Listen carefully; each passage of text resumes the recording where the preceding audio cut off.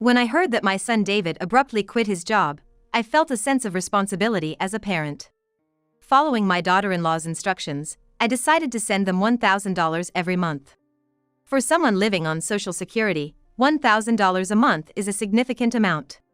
But I kept telling myself it's until David finds a job, and I continued to send money while tightening my own belt. However, far from expressing gratitude, my daughter-in-law treated me like a maid. Fed up, I stated clearly in front of David and his wife, "I will no longer help with the cleaning." This infuriated David and his wife. "How dare a pensioner like you act so high and mighty over a lousy $1,000 a month? It's only natural for a parent to help their child when they're in trouble." "That's right. If it were my parents, they would send me money. What makes you think you can tell me to work? I even gave you a grandchild, you should be thanking me." I couldn't believe my ears at their arrogant remarks. After all, I had been cutting back on my own life, enduring physical and emotional hardship, all for David and his wife's sake. Why do I have to be treated this way? Enough is enough. If they are going to take that attitude, I have my own thoughts too. Don't come crying to me later. I am Alice, a 73-year-old housewife. David, my eldest son, always had a bit of arrogance due to his academic abilities, which worried me. After graduating from college and starting to live on his own, he showed no sign of getting married. But 5 years ago, he brought home his coworker, Hope, announcing that she was his fiancée. Eventually, David and Hope, who got married, started living in a condo about a 30-minute drive away. When their daughter Sarah was born, we had fun times like going out to pick out a baby doll for her, and taking family photos with David's family. But everything changed after my husband passed away 4 years ago. David's decision to quit his job was the trigger. He was ridiculed by his boss in a meeting for a project he worked hard on and couldn't stand it. Shocked by the message from David, I immediately called him. "Have you already found your next job? I'll take it easy for a while and then start looking." I was taken aback. Wasn't it irresponsible of him, a married man with a young child and a wife? "You haven't started looking yet? Sarah is still only 2 years old. It will be tough for Hope to work full-time. Or are you going to be a house husband?" "Of course not, housework is a woman's job. Don't worry, I'll work eventually." His casual tone did nothing to ease my worries. But it felt strange to lecture David, now in his 40s, about his responsibilities as a father. Thinking of Hope's feelings, I was consumed by guilt. It must be a disaster for her that her husband, who worked for one of the leading companies, suddenly quit his job. I contacted Hope and headed for David and Hope's condo. "I'm sorry that my son has caused you trouble." In response to my deep apology at the front door, Hope vented her intense anger. "What kind of upbringing did you give that man? It's a husband's duty to provide for his family, right? Our life plan is totally ruined now. Please take responsibility as a parent." "Oh, I'm sorry. I plan to support him as a mother until he gets a job." In front of my downcast self, Hope extended her hands smoothly. When I raised my face, Hope was glaring at me with a face full of anger. "Give me $30,000. "What?" "Assuming it takes half a year until he gets a new job, based on his previous salary, that's $21,000. Adding bonuses, $30,000. If you feel guilty, compensate." "But that's so sudden. It's your son who suddenly quit his job. It's a problem, you know. Kids cost a lot of money." I did not expect to be suddenly demanded a large amount of money. I thought she was a lovely daughter-in-law with a nice smile, but this was the real her. $30,000 is a deal considering what we've put up with. If not, I'll divorce. Then, you won't see your lovely grandchild. Of course, I'll demand property division from David. Is that all right?" Her arrogant words were annoying, but there's no denying my son caused the inconvenience. She must be feeling uneasy. "All right. I'll transfer it as soon as the bank opens tomorrow." At my response, Hope's anger seemed to have finally subsided. I took the note with Hope's account number, returned home, and as promised, I made the transfer the next morning. As a retiree living off my pension, it was a painful expense, but if this money eases Hope's anxiety and allows David to focus on job hunting, I thought it's unavoidable. But the demands of my eldest son and his wife did not end there. About a month after David quit his job, I received a call from Hope. As soon as I answered the phone, Hope's angry voice echoed. After all, that meager amount is not enough at all. I'm sorry, but I live on a pension, you know. Although I have some savings and my husband's inheritance, I don't have much leeway. Oh, right, you have your father-in-law's inheritance. Hope made a muffled laugh. Times have changed from your era. It costs money to raise kids these days. Sarah's preschool, piano and ballet lessons, tutoring, and even my social life. If I look shabby, Sarah will be embarrassed. Well, I see. Then, what should I do? Just $1,000 a month is fine. For a moment, my mind went blank. $1,000 a month until David finds a job. That's $12,000 a year. I felt despondent, but I said in a cheerful voice. All right, $1,000. I'll transfer it tomorrow. Yay, thank you. Hope said in a chirpy voice and hung up the phone. From then on, I scrimped on everything to come up with the monthly $1,000. Eventually, I plan to leave this house and enter a nursing home, so I need to keep my husband's inheritance untouched. If I allocate my small savings to the remittance, I will have to live on my pension alone, and the utility bills and food expenses will weigh heavily. So first, I gave up my hobbies. I quit crafting and gardening, which cost material fees and ticket charges, and stopped going to theaters. Furthermore, to save on utility bills, I refrained from using air conditioning and oil heaters, and tried to get by with just fans. Even so, life was hard. I had to change from my usual beauty salon to a cheaper one in the neighborhood. I gave up dyeing my gray hair and getting perms, and limited myself to just getting haircuts a few times a year. On a day I was staying home to save money and idly watching TV, I got a call from Hope. Hello, Hope. What's up? Alice, you're free, right? Come to our house right now. Feeling puzzled, I went over, only to find a dolled-up Hope and Sarah waiting for me at the door. In a hurry, they strangely led me to their kitchen sink. Please clean the kitchen. Huh? As I stood there bewildered, Hope put her hands on her hips and leaned back. If you can only spare $1,000, then please make up for it with some labor. We're off to a friend's kid's birthday party, so please make sure everything is sparkling clean by the time we get back. Bye, Grandma. Leaving me stunned, Hope and Sarah left. I was at a loss, but thought, well, maybe I could help out once in a while. I did have spare time. Hope, busy with child rearing, probably couldn't keep up with the cleaning. However, Hope started calling on me frequently afterwards. Make dinner, mop the floor, scrub the mold in the bathroom. There were even requests like pick up Sarah from kindergarten and stay at home until I get back, about once a week. Cleaning and doing household chores at someone else's house took a toll on my nerves and energy. Literally whipping my old body into shape, I gritted my teeth and agreed quietly, thinking, it's an apology for the trouble David has caused. During this time, an old friend from my student days, Emma, invited me to lunch. Seeing me after a long time, Emma seemed taken aback. No wonder, half a year ago when we met, I had a short, chestnut-colored hair, but now I had black hair mixed with gray, tied back, no makeup, and a plain outfit. I looked suddenly old. What happened, Alice? You were always so stylish. When I told her the circumstances, Emma frowned. David is a grown-up, Alice. It's strange that you feel responsible. You should firmly decline requests from your daughter-in-law. Can I refuse? Yes, you can. Your daughter-in-law is being too brazen. After talking and receiving advice about David and Hope, I parted ways with Emma and headed home feeling brighter than I had in a long time. A few days later, I went to David and Hope's apartment to do the cleaning that Hope had asked for. This is it. I decided I would refuse next time. As I was about to leave after finishing the air conditioner cleaning, I ran into Hope and Sarah in the communal hallway, who had just returned from outside. As usual, both of them were dressed up. The elegant woman who seemed to be a friend of Hope's was also there, along with a girl who looked about the same age as Sarah. On the other hand, I was dressed in a shabby gray sweatsuit, my black hair mixed with white hair tied up messily. Feeling miserable about the stark difference in our appearances, I quickly looked down.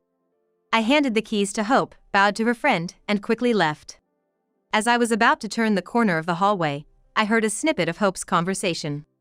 That's your mother-in-law? Yeah, my housekeeper. It's convenient to use her for free. I wish I had one. No, you can't. She's too embarrassing to be seen in public. Indeed, she does look shabby. Right? I wouldn't want to end up like that old hag. I felt hot all over with embarrassment and anger. Who does she think is forcing me into this frugal life? After I got home, I contacted David saying, I'd like to have a talk with you and Hope. A week later, on a weekday when Sarah was at kindergarten, I proposed a meeting, which David's couple readily accepted. On the day, as I was invited into their lovely living room and took a seat on the sofa, I looked at Hope and confronted her directly. I won't be coming to help with cleaning anymore. After a moment of silence, Hope rattled off complaints rapidly. Why not? You promised to support us until David gets a job. Are you abandoning us? Hope, I'm not a maid. I was going out of my way to help because David was causing trouble, but I'm done. I stared alternately at the faces of Hope and David, and I spelled it out for them as if they were slow. Not working is David's problem, not mine. And if you're struggling to get by, you should think about working yourself before asking me for money. At this, David slammed his hands down on the table. With a loud thud, my heart jumped. Surprised, I looked at David, who was glaring at me with a vein pulsating in his forehead. How dare a pensioner like you act so high and mighty over a lousy $1,000 a month? As a parent, it's only natural to help out your struggling kids. Just take care of us without complaining. Yeah. My parents would definitely help out in your situation. Telling me to work, who do you think you are? We even gave you a grandchild, you should be thanking us. I couldn't believe my ears at the arrogance of David and Hope. After a moment of stunned silence, a fierce anger surged up in me. I had been scrimping and saving, enduring both physical and mental hardships to keep sending money for David and Hope. Why should I have to put up with this? Enough is enough. If they're going to act like that, I have my own thoughts on the matter. Don't expect me to feel sorry when you're crying later.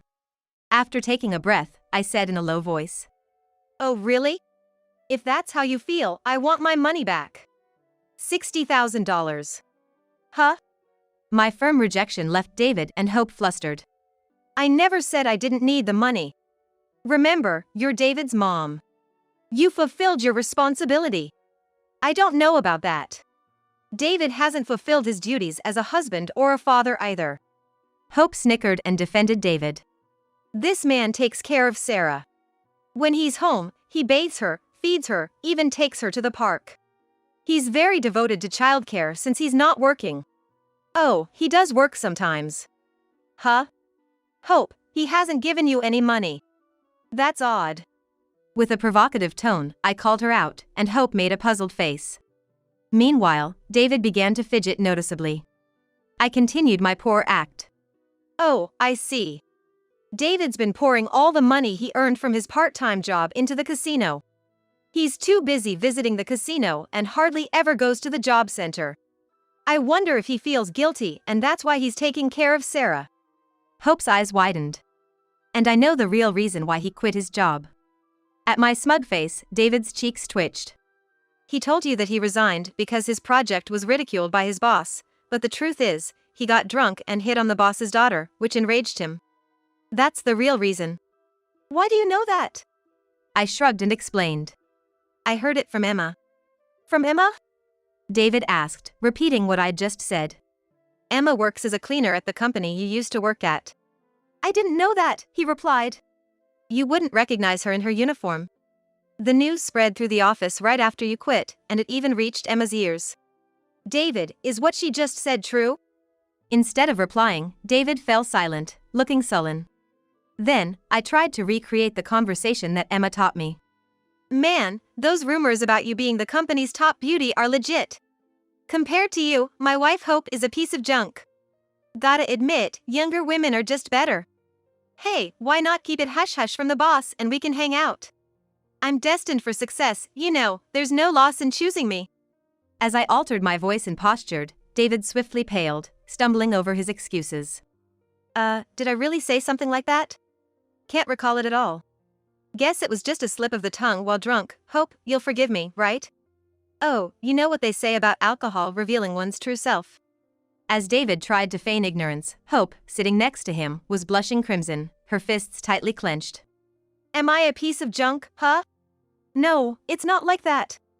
Just a slip of the tongue. You are lying. Hope grabbed David by the shoulder and began to shake him furiously. Didn't you tell me that you couldn't find a job, so you had to spend your days at the job center? If you're working, hand over your pay. No way. If I give it to you, it'll just disappear on your bags and Sarah's clothes. Of course, the husband's money belongs to the wife. That's where you're wrong. David retorted just as furiously. Hope pointed at me with a fierce expression and unleashed a tirade. This old hag only gives me a measly $1,000. I have to beg my dad for the rest. Aren't you ashamed as a husband? Of course, $1,000 isn't enough for you to lavish on your boys. Did you already give away the initial $30,000 I gave you? I'm not supporting them. I'm just helping out Mike with his dreams. At Hope's words, David tilted his head in confusion. I've never heard about you getting $30,000 from my mom. Oh, shoot. Hope hurriedly covered her mouth. Having accidentally revealed her secret in the heat of argument, it seemed Hope decided to just double down. She's got guts. Who's this Mike guy? He's just a classmate from college. Wow, he looks like a pop star. Did you hit it off at a mixer? Does he know you're a married woman with a child? As I placed the photo taken by the private investigator on the table, Hope snatched it up and shoved it into her pocket. David's face changed. I thought it was strange that you were dressing up so young when you left Sarah with me. You were making my mom not only do housework, but also look after Sarah? You're abandoning your duties as a mother. You had a PI track me? You really have too much time on your hands. After swearing at me, Hope turned a forced smile towards David. David, don't believe what your mom says. He's just a classmate from college. I'm just helping him with his band activities, selling tickets, buying merchandise, and occasionally giving him a bit of cash as a tip. A tip? So, you're essentially showering a young guy with gifts. And you call yourself a mother. At his final words, Hope exploded. All you do is nag about motherhood. The fool who tries to seduce his boss's daughter is the one unfit to be a father. I married you because I heard you had a promising future working at a big corporation, but you just up and quit. You're nothing more than trash now that you're unemployed. David was also incensed by Hope's screaming, spit flying from her mouth, her eyes bloodshot. What did you say? I tried to extort money from your mother, but your mother is poor. You two are just as useless. What did you say, you jerk? Okay, keep your fighting for after I've left. Alice stepped in between the arguing couple, who looked ready to start brawling at any moment, waving a piece of paper. Both of you, read this. No way, it's a hassle. David clicked his tongue next to Hope, who tilted her head. This is my dad's handwriting. What? The couple went pale as they read the paper, their faces on the verge of tears. It's no wonder. The paper was a message from Hope's father. It seems you guys don't want to work, so I'm cutting off financial support to Hope this month. From now on, combine your strengths as a couple and pay back the $66,000 you owe David's mom. Mom, you went to Hope's parents' house? Yes, I did. I smiled at David, who asked nervously. I showed them a photo of Hope giving a wad of cash to a boy in a cafe, and of David gambling. Furthermore, I told them, I'm supporting them with $1,000 a month, yet Hope treats me like a housemaid. They were quite angry. Unable to participate in a discussion due to work, they entrusted this to me. What? It's totally inappropriate to storm into my parents' house. This is our problem. Don't involve my parents. You have the nerve to say that after involving me. I was dumbfounded by Hope's selfish remarks. Now, as Hope just said, this is a problem between the two of you. It was wrong to ask me for help. From now on, you should manage on your own without relying on your parents. First, return the $66,000. You owe it. At my words, Hope, who had been yelling just a moment ago, suddenly changed her attitude.